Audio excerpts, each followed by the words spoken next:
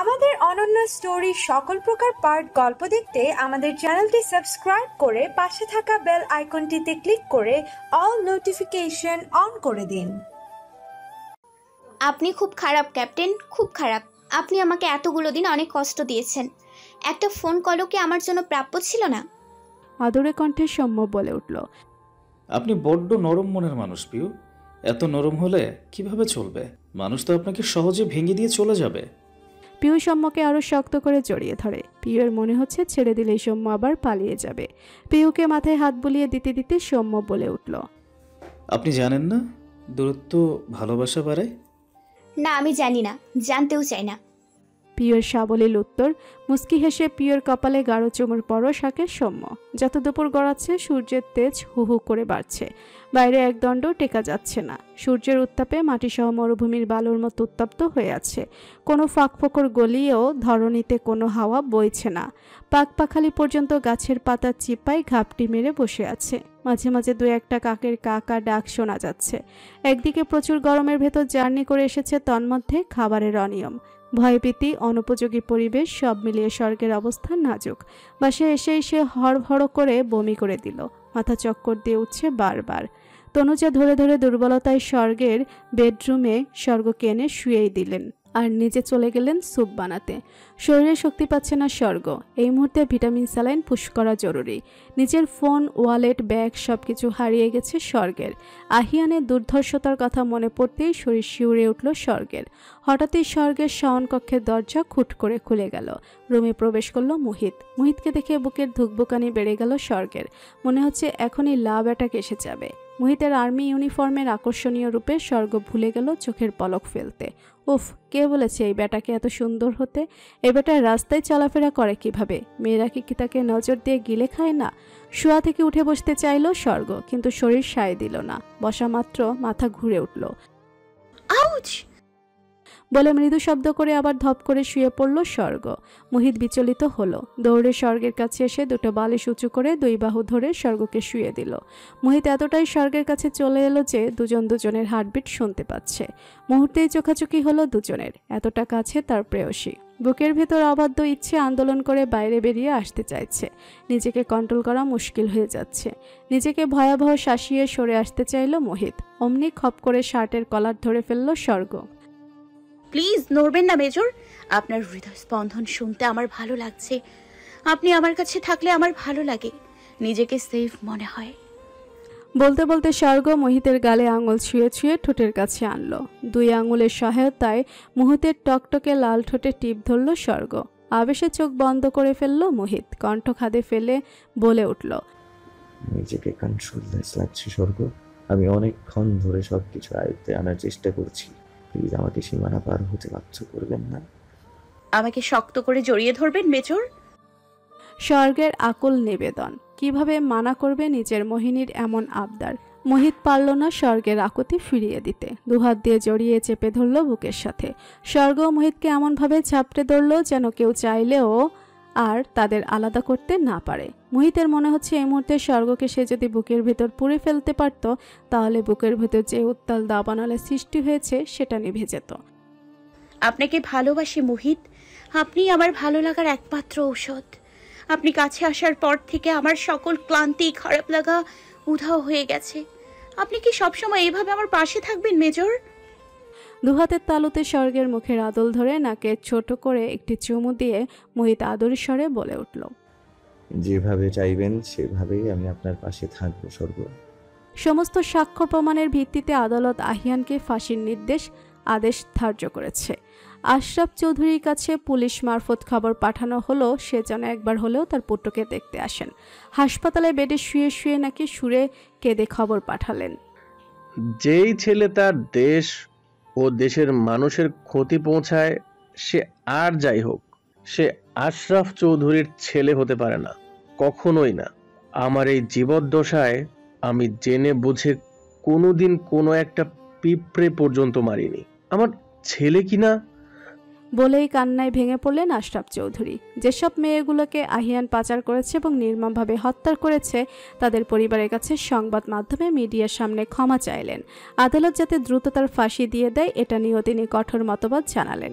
যেই ছেলে বাবার আদর্শে মানুষ হতে পারেনি, যেই ছেলে অপকর্মে লিপ্ত হয়ে রাষ্ট্রীয় ক্ষতি করে বেড়াচ্ছে, সেই ছেলের বেঁচে থাকার হক নেই। আশরাফ চৌধুরীর কান্নায় সারা দেশের সাধারণ জনগণের চোখেও জল এসে গেল। এই না হলে আদর্শ বাবা? এমন ভাবা ঘরে ঘরে হওয়া উচিত। সবাই আশরাফ চৌধুরীকে তালি সমেত বাহবা জানালো। জেলে বসে বসে আহিয়ান জীবনের হিসেব করছে। তার বয়স যখন 6 বছর তখন সে তার মাকে তার বাবার হাতে খুন হতে নিজ চোখে দেখেছে।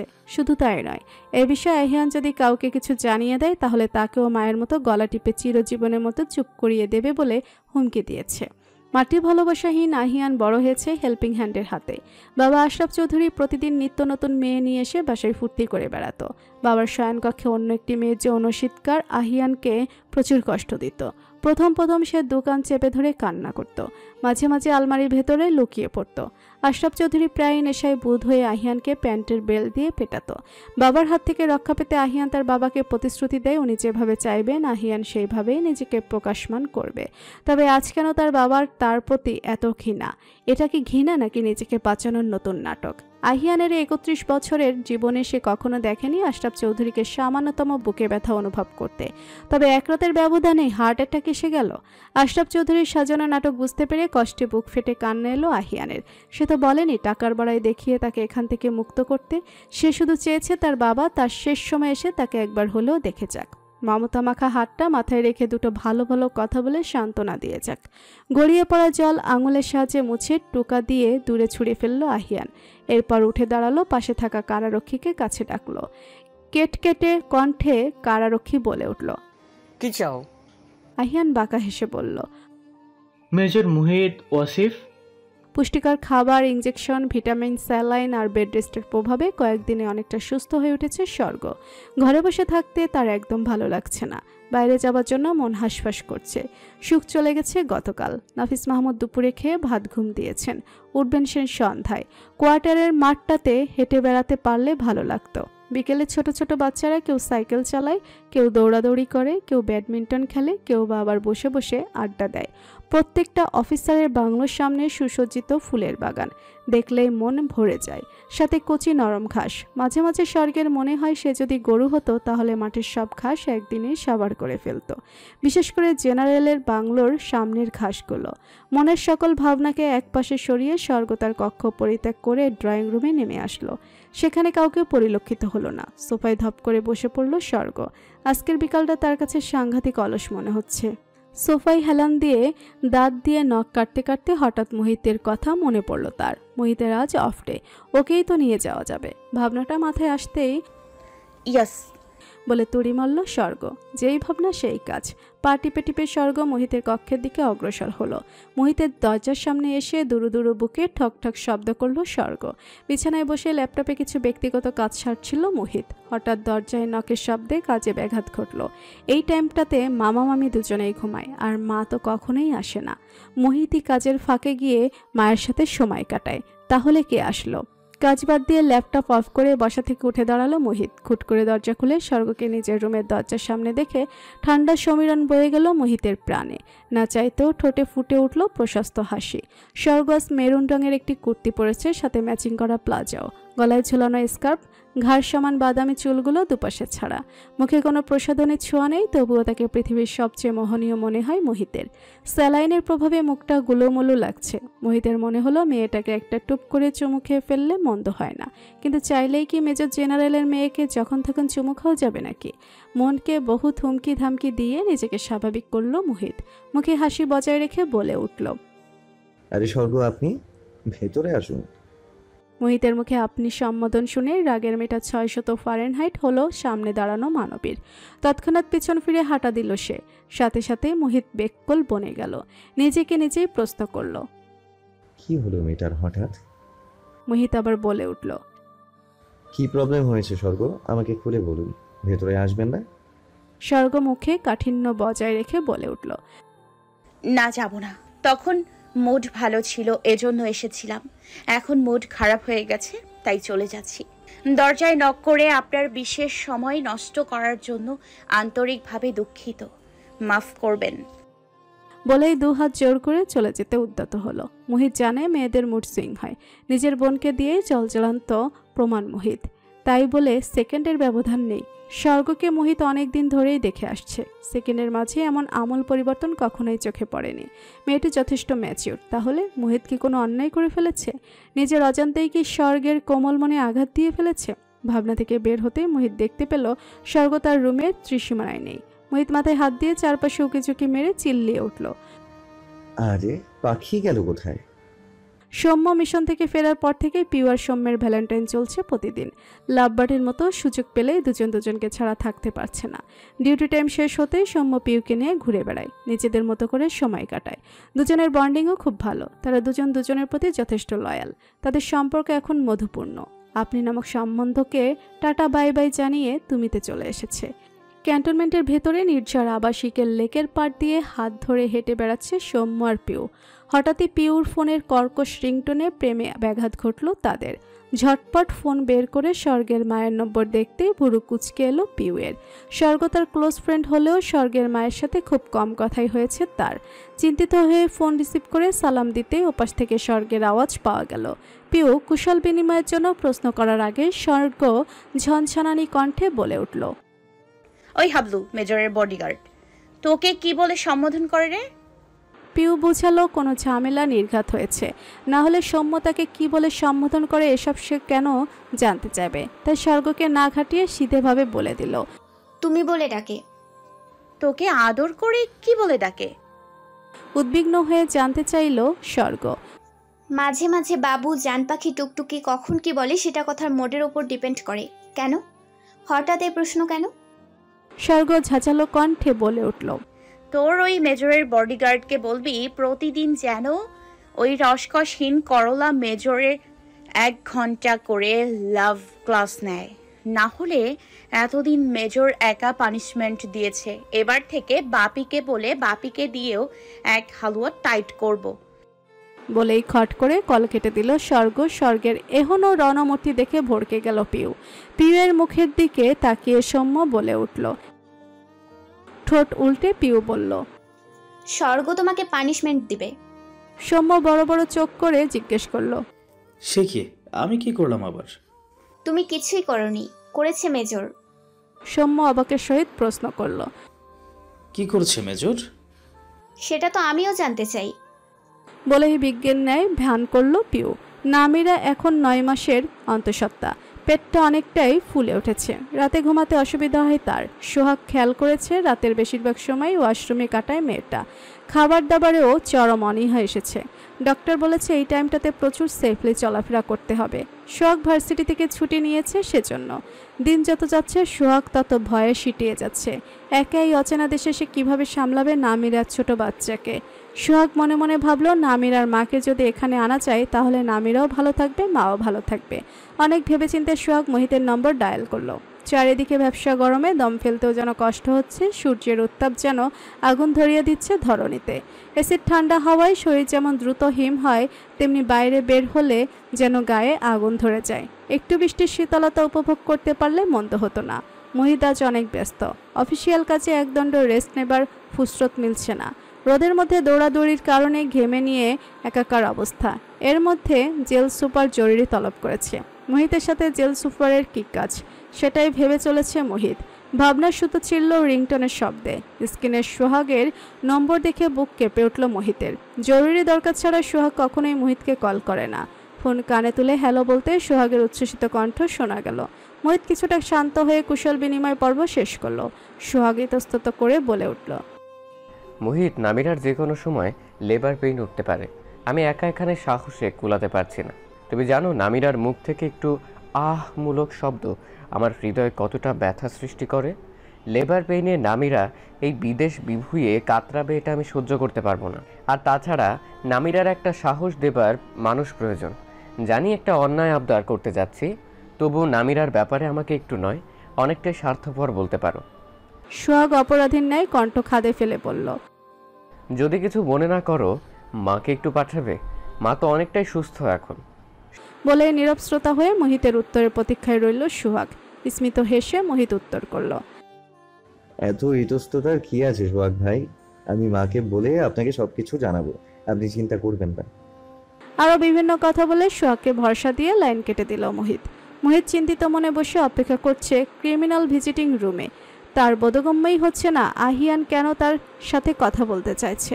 মোহিত তো সব কিছু সাবমিট করে দিয়ে ঝামেলা চুকিয়ে ফেলেছে, তবে আজ কেন আহিয়ান তাকে জরুরি তলব করেছে? ঝনঝন শব্দে ধ্যান ভাঙল মোহিতের। হাতে হ্যান্ডকাপ, পায়ে বেড়ি দিয়ে মোহিতের সামনে বসানো হলো আহিয়ানকে। দুদিন আগেই যে ছেলেটার চেহারা জৌলুসে পরিপূর্ণ ছিল, আজ সেটা অনেকটাই মলিন। কেমন যেন কয়েকদিনের ব্যবধানে অনেকটা শুকিয়ে কালো হয়ে গেছে ছেলেটা। ক্লিন শেভে চকচকে গালগুলো খোঁচা খোঁচা দাড়িতে ভরে গেছে, চোখের নিচে জমেছে কালি। মোহিতের মনে হঠাৎ মায়ার উদ্রেক হলো, তবুও মুখে গাম্ভীর্য ভাব বজায় রেখে তাকে ডাকার হেতু জানতে চাইল। আহিয়ান বিষাদপূর্ণ হাসি দিয়ে মোহিতের উদ্দেশ্যে বলল, মেজর মুহিত, আমাদের চোখের সামনে যা দেখি, যা ঘটে, আমরা তাকে সত্যি ভেবে নেই, কিন্তু সত্যর পিছনে সত্য থাকে, আমরা সেটাকে যাচাই করি না। মোহিতের কপালে সূক্ষ্ম ভাঁজ দৃশ্যমান হলো। গমগমে কণ্ঠে বলে উঠল, হেয়ালি না করে যা বলতে চান তাই বলুন, সময় খুব কম আমার হাতে। তাচ্ছিল্যপূর্ণ হেসে আহিয়ান বলল, বাপ ভাইয়ের খুনিকে তা জানতে ইচ্ছে করে না মেজর মুহিত ওয়াসিফ। সকাল 7:15। আকাশে কালো মেঘের ঘনঘটা পরিলক্ষিত হচ্ছে। যে কোনো মুহূর্তে ধরণীতে বর্ষার জল আশ্রে পড়বে ঝুমঝুম শব্দে। থেকে থেকেই শো শো শব্দে বাতাস বইছে। বাতাসের প্রকোপে গাছপালাগুলো হেলে দুলে ঢলে পড়ছে, সাথে আকাশে সোনালি আলোর ঝিলিক দেখা যাচ্ছে। দেখেই বোঝা যাচ্ছে বৃষ্টির সাথে সাথে বজ্রপাত হবে। সাদা টি শার্ট আর সাদা ট্রাউজার সাথে স্পোর্ট শো পরে কোয়ার্টারের মাঠে দৌড়াচ্ছে মেজর মুহিত ওয়াসিফ। দৌড়ের গতিতে তার হাতের পায়ের রগগুলো ফুলে উঠেছে। এই ঠান্ডা আবহাওয়ার মধ্যেও তার শরীর ঘামে ভিজে একাকার। কপাল চিপ বেয়ে গড়িয়ে পড়ছে মোটা মোটা ঘাম। মোহিত থামতে ভুলে গেছে। আনমনে দৌড়ে চক্কর কেটে যাচ্ছে পুরো মাঠ। এতদিন মোহিত মরিচিকার পিছে দৌড়ে বেরিয়েছে, এতগুলো বছর অযথা নষ্ট হয়েছে। আহিয়ানের মুখ থেকে তার বাবা ভাইয়ের খুনির নাম শোনার পর থেকে বুকের ভেতরে যেন পাথর চেপে বসেছে। এতদিন ধরে সেই খুনি তার আশেপাশে ঘুরে বেরিয়েছে, অথচ সে কত দেশ বিদেশে তাকে খুঁজে চলেছে। যার কথা আহিয়ান বলেছে, তাকে সাক্ষী প্রমাণ ব্যতীত কিভাবে আটক করবে মোহিত? ফাঁসির দড়ি গলায় নিয়ে কেউ অন্তত নিজের বাবা সম্পর্কে এমন মিথ্যে বলবে না। যখন আহিয়ান মোহিতকে বলেছিল মোহিতের বাবা আর ভাইয়ের খুনি তার বাবা স্বয়ং আশরাফ চৌধুরী, যিনি কিনা ছদ্মবেশে আহমেদ খান, তখনই মোহিতের পুরো দুনিয়া দুলে উঠছে।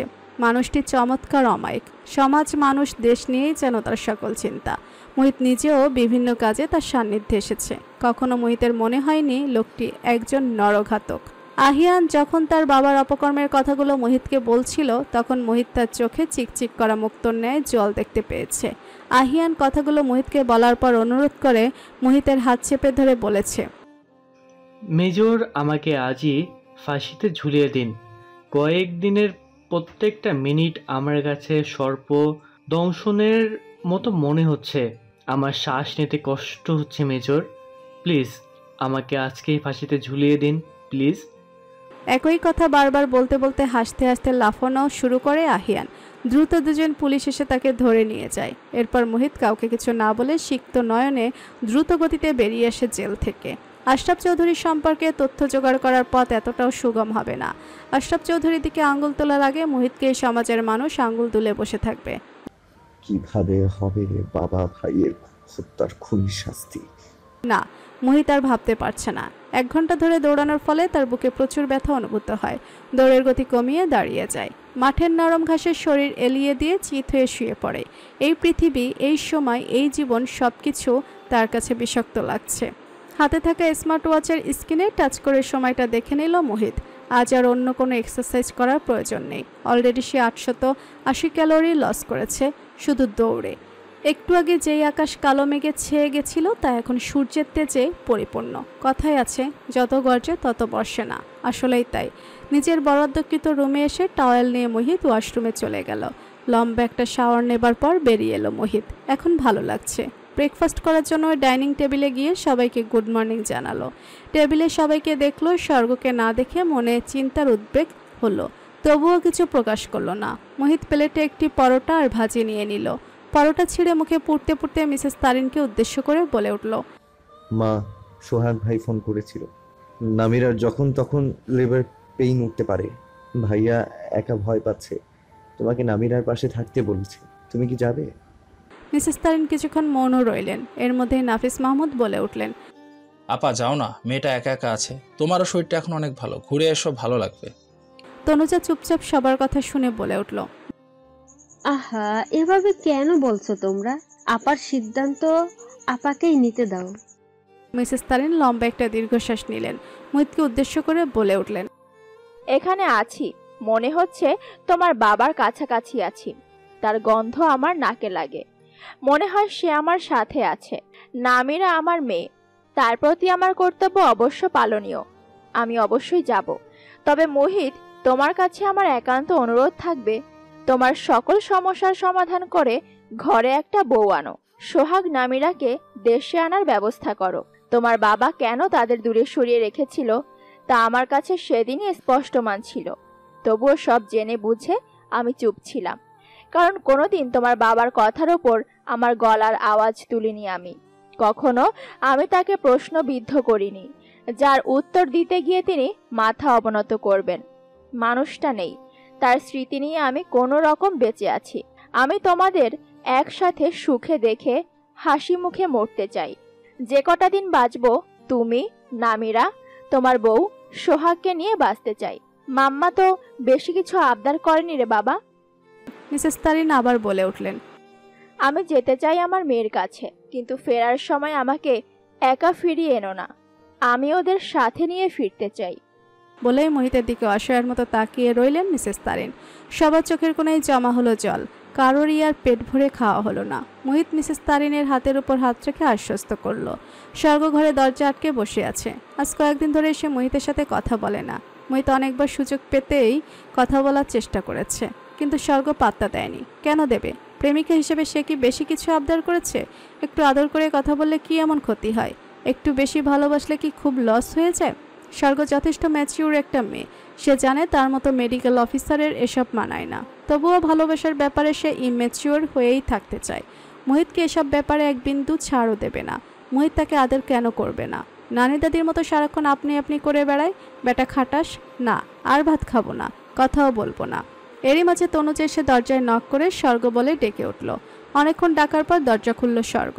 ঝাঁঝালো কণ্ঠে তনুজার উদ্দেশ্যে বলে উঠল, কি চাই? ব্রেকফাস্ট করবি না? না, করব না, খিদে নেই, চলে যাও। বলেই তনুজাকে ধাক্কা দিয়ে তাড়িয়ে আবার দরজা বন্ধ করে বিছানায় উপর হয়ে শুয়ে পড়ল। ক্যাপ্টেন সৌম্য চোরের মতো দাঁড়িয়েছে মোহিতের সামনে। কিভাবে কথা শুরু করবে সেটাই গুছিয়ে উঠতে পারছে না। একজন মেজরের ব্যক্তিগত বিষয়ে একজন ক্যাপ্টেন হয়ে কিভাবে কথা বলবে সেটা ভেবে কুলকিনারা পাচ্ছে না সৌম্য। তবুও বলতে হচ্ছে। একদিকে প্রেমিকার চাপ, অন্যদিকে ডাক্তার সাহেবা।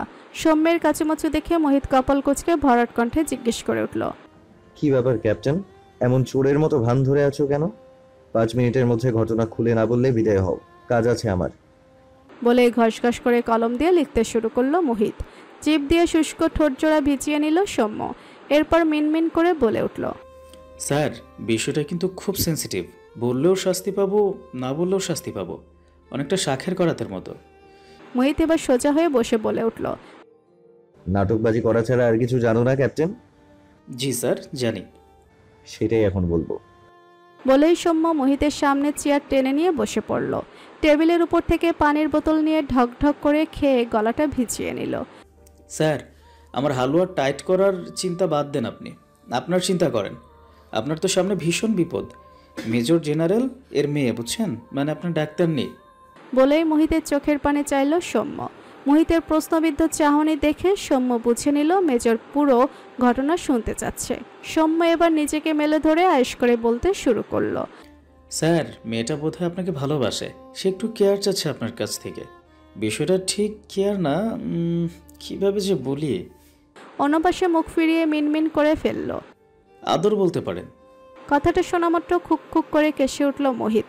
সৌম্য পানি এগিয়ে দিয়ে বলল, লজ্জার কিছু নেই স্যার, পানিটা খেয়ে নিন।